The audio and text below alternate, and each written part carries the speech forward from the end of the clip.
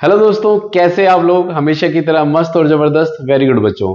तो I hope आपकी studies बहुत अच्छे से चल रही होंगी और आप भी बहुत अच्छे होंगे। ठीक है, तो बच्चों आज की क्लास में हम क्लास 10th केमिस्ट्री का बहुत इंपॉर्टेंट टॉपिक करने वाले हैं जिसका नाम है एसिड्स एंड बेसिस। ठीक है, तो एसिड्स क्या होते हैं और बेस क्या होते हैं, आज हम उनकी जनरल डेफिनेशन पढ़ेंगे। ठीक है, तो चलिए स्टार्ट करते हैं हम। ठीक है, ओके। तो क्या है एसिड्स और बेसिस हमारे? तो एसिड्स क्या होते हैं? देखो, एसिड्स होते हैं हमारे सॉर इन टेस्ट। कैसे होते हैं बेटा? सॉर इन टेस्ट मतलब जो खट्टे होते हैं। एसिड्स हमारे जो होते हैं उनको अगर टेस्ट करेंगे तो कैसे होंगे? हमारे सॉर इन टेस्ट होंगे।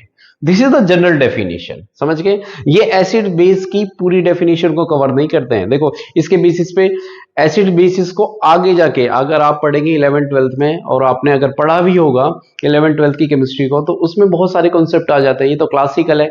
इसके बाद आरएनएस आ जाता है, ब्रोंस्टेड लोरी कंसेप्ट है, एक लुइस बेस कंसेप्ट है, उसने अलग आइडेंटिफाई किया कि ये एसिड है, ये बेस है ना। तो हम जो 10th तक की साइंस पढ़ते हैं उसके अंदर क्लासिकल कॉन्सेप्ट चल रहा है। ठीक है, उससे ज्यादा ऊपर नहीं जाना आपको, समझ गए? तो अभी हम क्या कर रहे हैं, एसिड्स और बेसिस की जनरल डेफिनेशन पढ़ रहे हैं। तो एसिड्स कैसे होते हैं? सॉर इन टेस्ट, खट्टे होते हैं। और बेस कैसे होते हैं हमारे? बिटर। जो चीज कड़वी लगती है आपको, इसका मतलब वो बेस है, समझ के? जैसे एसिड खट्टी चीजें, जैसे नींबू खाते हो आप, टारमिन इमली खाते हो आप, तो खट्टी खट्टी लगती है तो मतलब एसिडिक है।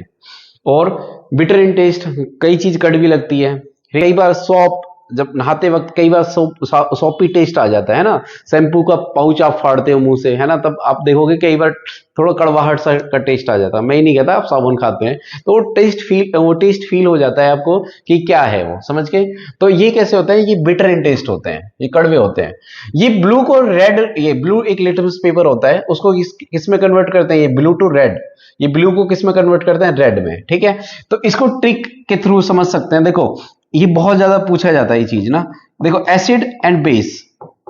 ठीक है, एसिड और बेस में एसिड पहले आता है अल्फाबेटिकली बी से, है ना, बेस का बी अल्फाबेटिकली बात करें तो। ऐसे ही अब रेड और ब्लू, देखो रेड और ब्लू में पहले कौन सा आता है? बी आता है ना।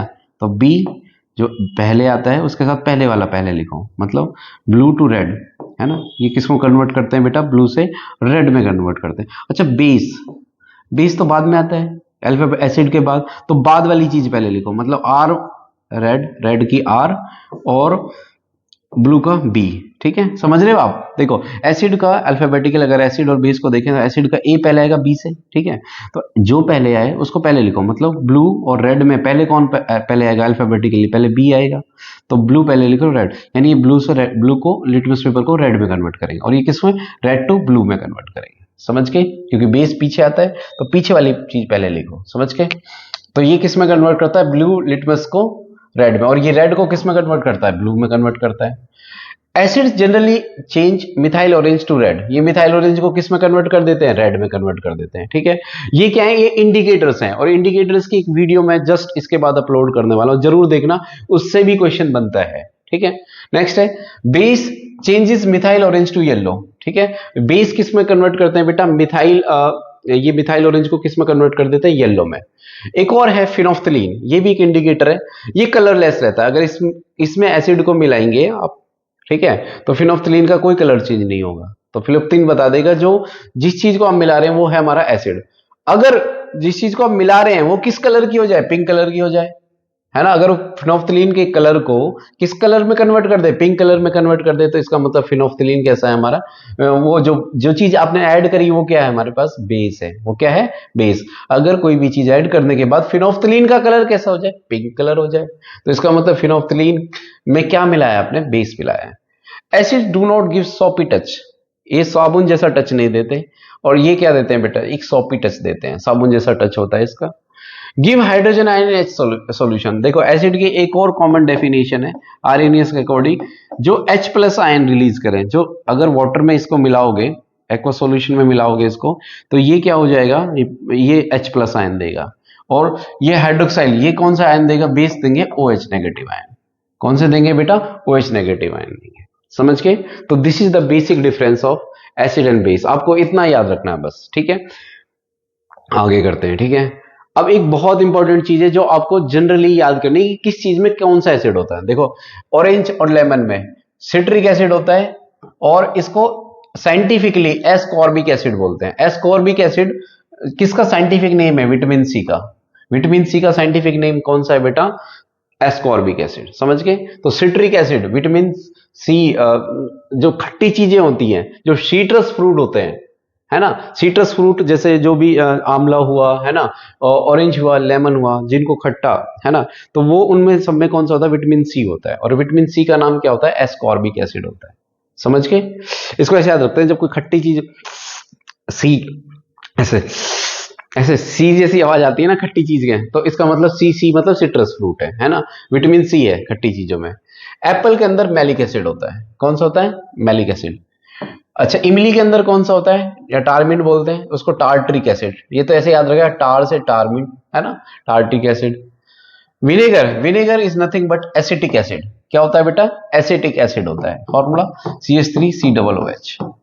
ठीक है? तो विनेगर जो चाउमीन के अंदर डालते हैं हम, ठीक है, वो विनेगर जो होता है वो अचार के अंदर भी होता है। ठीक है? वो कौन सा होता है बेटा? एसिटिक एसिड होता है। ठीक है? अब ये मत सोचना सर हम एसिड खाते हैं। हाँ बेटा खाते हैं, फ्रूट्स भी तो खाते हैं, उसमें भी तो एसिड होता है। वो डिपेंड करता है कंसंट्रेशन पे। सभी एसिड एसिड हार्म नहीं करते हमें। समझ के? कर्ड, कर्ड में कौन सा एसिड होता है? Lactic acid. कर्ड के अंदर लैक्टोज पाया जाता है, तो वो उसके अंदर कौन सा होता है बेटा? लैक्टिक एसिड होता है। ठीक है? मिल्क के अंदर, कर्ड के अंदर लैक्टोज मिलता है, तो लैक्टिक एसिड। टोमेटो, टोमेटो के अंदर ऑक्जेलिक एसिड होता है। समझ के?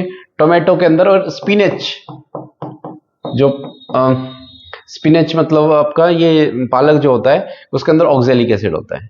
गैस्ट्रिक जूस, जो पेट के अंदर जूस होता है, सीक्रेट करता है हमारा, वो कौन सा? HCl सीक्रेट करता है। क्या? HCl। समझ गए? तो गैस्ट्रिक जूस क्या होता है बेटा? HCl होता है। टी, चाय के अंदर टैनिक एसिड होता है। और रेड आंट, जब चींटी डंक मारती है, ठीक है, स्टिंग करती है, स्ट्रिंग नहीं स्टिंग, कोई भी चीज डंक मारती, कोई भी अगर ऐसी चीज है, चाहे बिच्छू हो, है ना, वो डंक मारता है, स्टिंग करता है, स्टिंग मतलब डंक मारना, वो कौन सा? फॉर्मिक एसिड होता है। ठीक है? फॉर्मिक एसिड का फॉर्मूला HCOOH। ठीक है? और इसका H इसको ना, इसको फॉर्मिक एसिड के अलावा इसको बोलते हैं बेटा मिथेनोइक एसिड भी बोलते हैं। क्या बोलते हैं इसको? Methanoic acid. कई बार ये इस नाम से भी आ सकता है, ये मिथेनोइक एसिड। समझ के? ठीक है? ठीक, these are the common example of acids. बहुत जरूरी है, याद कर लेना, इनसे क्वेश्चन बनता है। ठीक है? आगे चलते हैं। ठीक है? एक क्वेश्चन है, देखो देखो, इसको करते हैं। Which of the following acid is found and sting? And sting बताओ। एंड स्टिंग अभी पढ़ा, फॉर्मिक एसिड। कौन सा होता है? फॉर्मिक, जिसको मिथेनोइक एसिड भी बोलते हैं। समझ गए? चींटी के डंक में कौन सा है बेटा? फॉर्मिक एसिड मिलता है। नेक्स्ट, आगे। Yes, which of the following represent the correct matching? Matching करनी है भाई। Acetic acid, vinegar, acetic acid, vinegar, पहले का चौथा लिख लो, लिखते रहो साथ साथ। लैक्टिक एसिड, लैक्टिक एसिड मतलब दूध, कर्ड, मिल्क, हाँ मिल्क, उसमें दही में, यस, दूध और दही में, दोनों में लैक्टिक एसिड होता है। तो बी का हो गया first. Next, oxalic acid, spinach, अभी बताया मैंने, स्पिनच के अंदर होता है ऑक्जेलिक एसिड, टमाटो के अंदर होता है, तो स्पिनच मतलब सी का क्या हो गया? सेकंड। ठीक है? रह गया ये एस्कॉर्बिक एसिड, क्या होगा? Citrus ascorbic acid is the scientific name of vitamin C, तो ये थर्ड हो गया। तो डी का थर्ड हो गया। कहाँ है भाई ये? ए का फोर्थ, ए का फोर्थ यही है, बस यही है। ए का फोर्थ इतना दिखा, बाकी करने की जरूरत नहीं, क्योंकि ए का फोर्थ बाकी अगर तुम्हें यही याद है तो समझ के, तो बाकी ए का फोर्थ है ही नहीं कहीं और, तो यही आंसर है इसका। समझ के? क्लियर है? चलो आगे करते हैं। Okay, read the statement given below and choose the correct option. Assertion है, कह रहा है it recommend that acid should be added to the water for diluting acid and not vice versa. देखो, एसिड की एक बहुत अच्छी प्रॉपर्टी है, अच्छी नहीं हार्मफुल है प्रॉपर्टी है ये। ठीक है? क्या? कि एसिड में कभी पानी नहीं मिलाना चाहिए। क्यों नहीं मिलाना चाहिए? देखो, आप जैसे ही कुछ ड्रॉप पानी की, देखो पानी जब डालोगे आप, पहली ड्रॉप पड़ते ही जैसे उसमें, तो ये क्या होगा? ये हाईली एक्सोथर्मिक होगा। एक्सोथर्मिक का मतलब इसमें से हीट निकलेगी तुरंत ऐसे। ठीक है?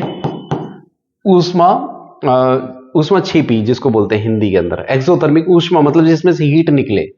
तो एक्सोथर्मिक रिएक्शन है जैसे ही आप एसिड डालोगे, एसिड के अंदर जैसे ही आप वाटर डालोगे, क्या डालोगे बेटा, वाटर डालोगे।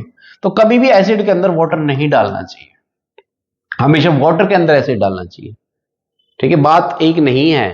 ठीक है, कैसे, अगर वाटर के अंदर आप एसिड डालोगे तो वाटर तो ज्यादा रहेगा और एसिड की बूंदें आएंगी तो एसिड तो कम रहेगा ना बेटा।